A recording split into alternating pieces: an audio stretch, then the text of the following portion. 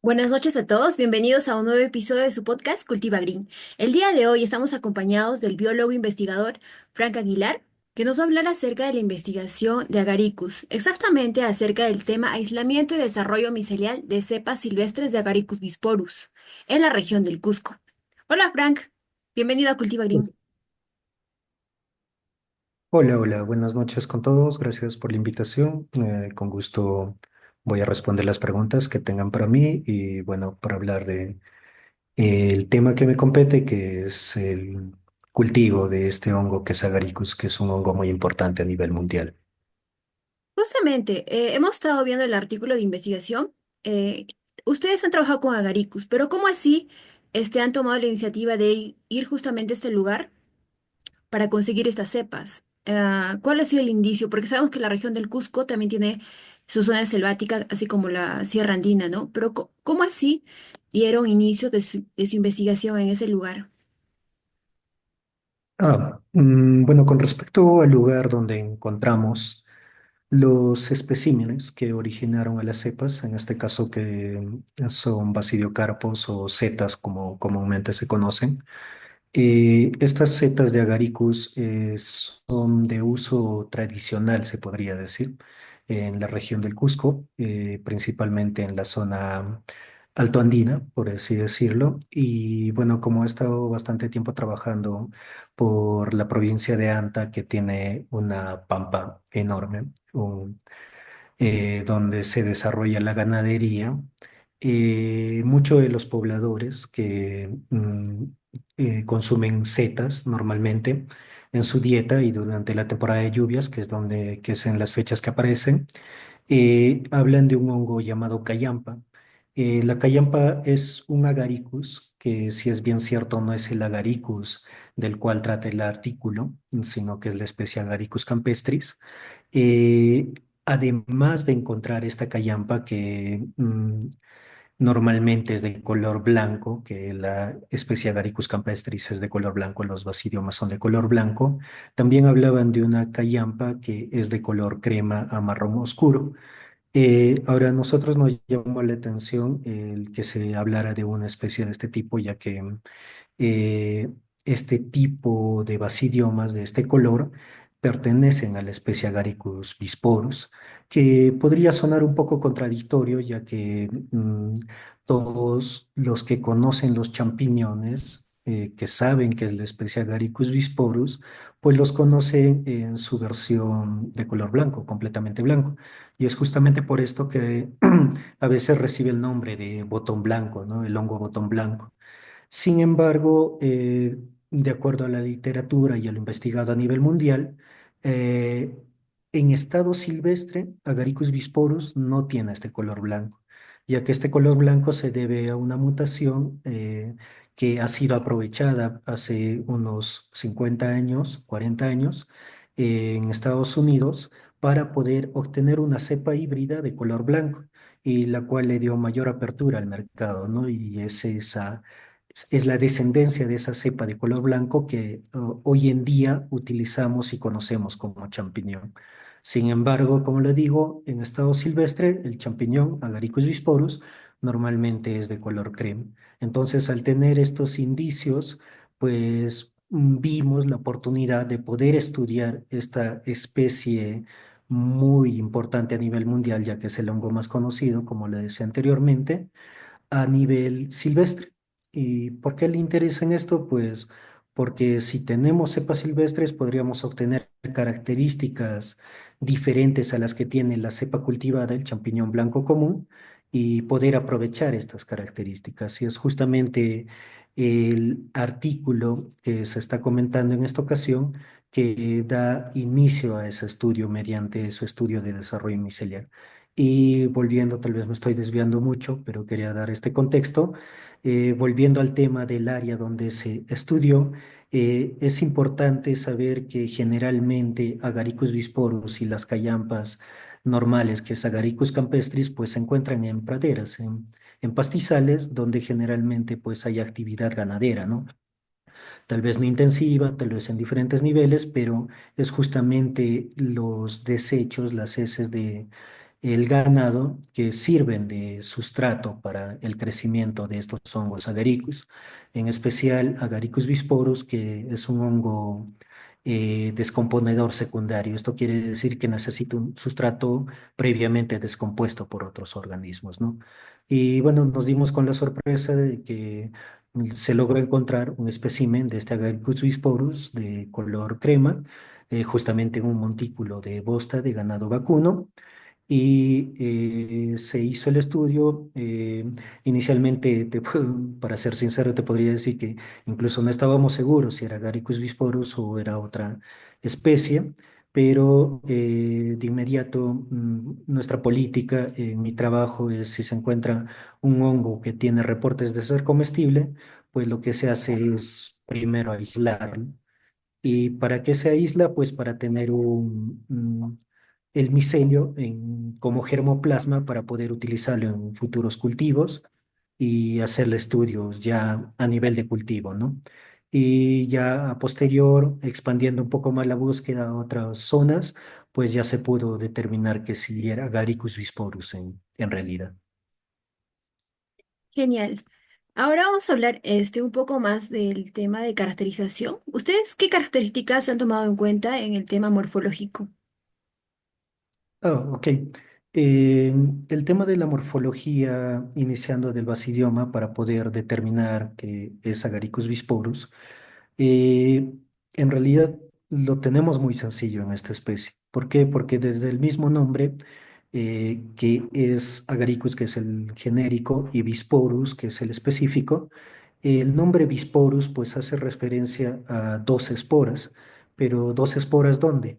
Generalmente en todos los basidiomas, todos los hongos tienen una zona fértil, que en este caso de los basidiomas, específicamente los basidiomicetos como macrohongos, es decir, hongos que producen setas visibles a simple vista, la zona fértil se denomina himenio.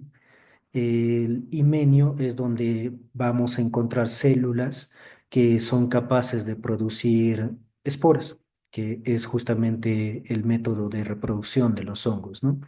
En el caso de los basidiomicetos vamos a tener esporas generadas por basidias, que justamente le da el nombre a todo el orden y todo este grupo de basidiomicetos y basidiomas, ¿no? Entonces las basidias lo que van a hacer es formar las esporas de manera externa a la célula, formando una especie de ganchitos donde van a colgar las esporas y por lo general lo que se espera es siempre encontrar cuatro esporas por basidio. Eso es lo normal en todos los basidiomicetos, exceptuando algunos casos como es el caso de Agaricus bisporus, donde solo vamos a encontrar dos esporas. Entonces, un punto clave para la determinación de esta especie a nivel morfológico es observar en el microscopio dentro del himenio las células basidias con dos esporas. Pero en este caso, pues a nivel silvestre, la regla no siempre se cumple, ya que el nombre Agaricus bisporus pues se dio en gran medida al estudio de esta cepa blanca que se cultiva a nivel mundial y que sí pues tiene, la mayoría de sus basidias tienen dos esporas. Sin embargo, las especies silvestres o incluso los diferentes individuos de esta especie pues suelen tener diferentes proporciones entre basidias bispóricas con dos esporas, basidias trispóricas con tres esporas y tetraspóricas con cuatro esporas, ¿no? Entonces, dependiendo de esa proporción, también podemos dar ciertas nociones de la variedad, tal vez, de Agaricus bisporus que estamos estudiando. Y por otro lado, yéndonos a lo más general, pues vuelvo a mencionarlo, las basidias por lo general se parecen mucho a la cayampa, que o sea, muy parecido al champiñón que comemos todos, pero en este caso con una superficie del sombrero de color crema marrón oscuro, ¿no?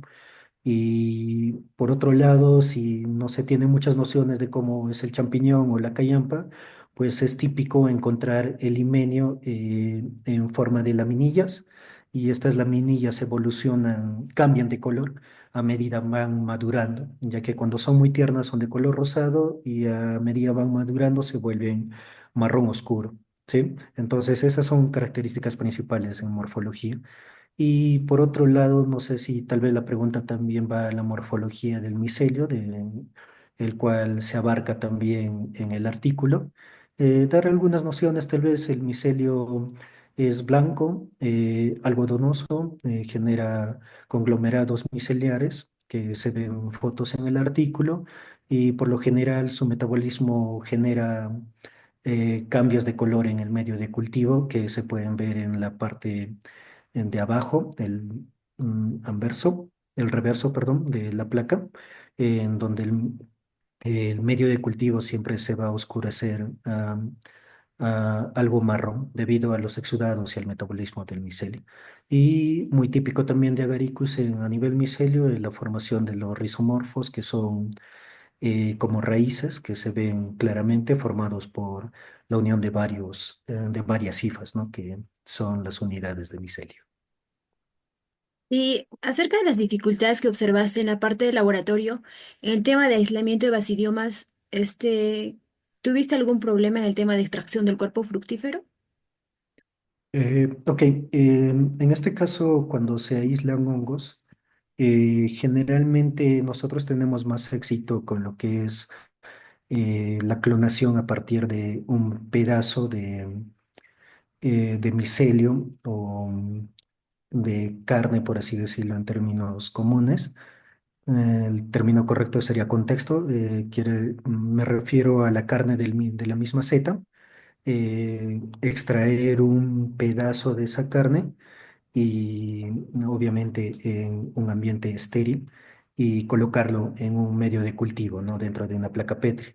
En este caso estamos hablando de una clonación, como en el caso de las plantas, a partir de un esqueje, volver a formar otro individuo, ¿no?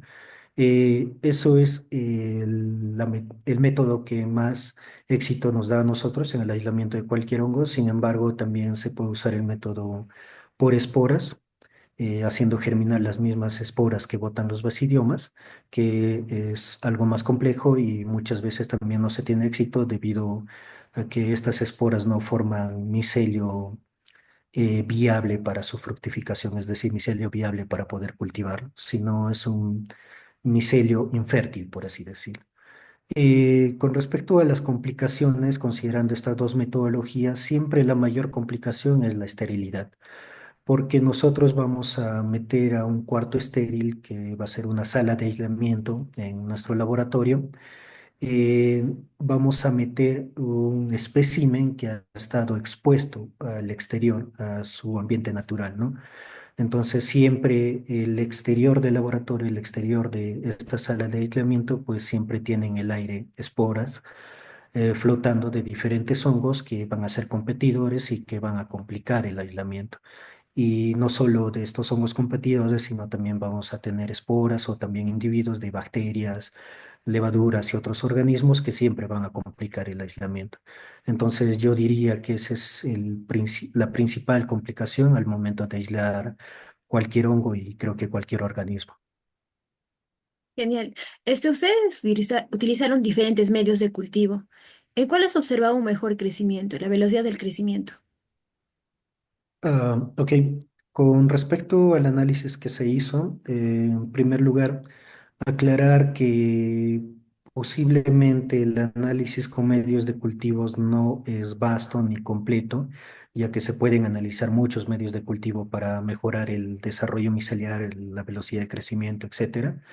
Sin embargo, uno de los principales objetivos que se buscó en la metodología que se usó en el artículo fue comparar las diferencias entre un medio sin una fuente de nitrógeno pura, en este caso se usó pectona y extracto de levadura, y un medio enriquecido eh, con estos suplementos de nitrógeno, ¿no?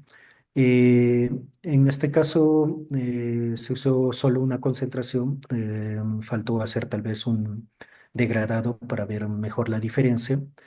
Sin embargo, lo que observamos fue que estas fuentes de nitrógeno puros, como es el extracto de levadura y pectona, lo vuelvo a mencionar, eh, no mostraron una mejoría en el desarrollo. sino que usando PDA, que es el medio más común para aislamiento y crecimiento micelar de hongos, y el medio EMA tuvieron mejores resultados. Y esto justamente coincide con que estas fuentes de nitrógeno puros no son directamente aprovechados por el micelio de Agaricus, ya que, lo vuelvo a mencionar, Agaricus es un descomponedor secundario y para ello necesita la influencia de otros organismos para su correcto desarrollo. Entonces, le es mejor solo utilizar fuentes de carbono fáciles de absorber, como en el extracto de malta, pues es la maltosa, y en el PDA, pues es la dextrosa, ¿no? Entonces, se obtuvieron mejores resultados con ello y lo vuelvo a mencionar, en el mismo artículo también se menciona, se podría utilizar otro tipo de medios para mejorar estos rendimientos que se obtuvieron con respecto a la velocidad de crecimiento, como es caso muy interesante el agar extracto de compost. En este caso se necesita una fuente de compost y no hablo del compost que se usa para la agricultura, sino que es un compost especial que se prepara justamente durante el cultivo del champiñón, ¿no?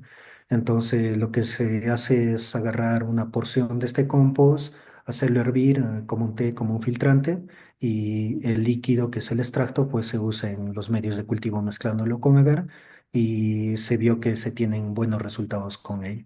Entonces, nos faltó hacer esos aportes, ¿no?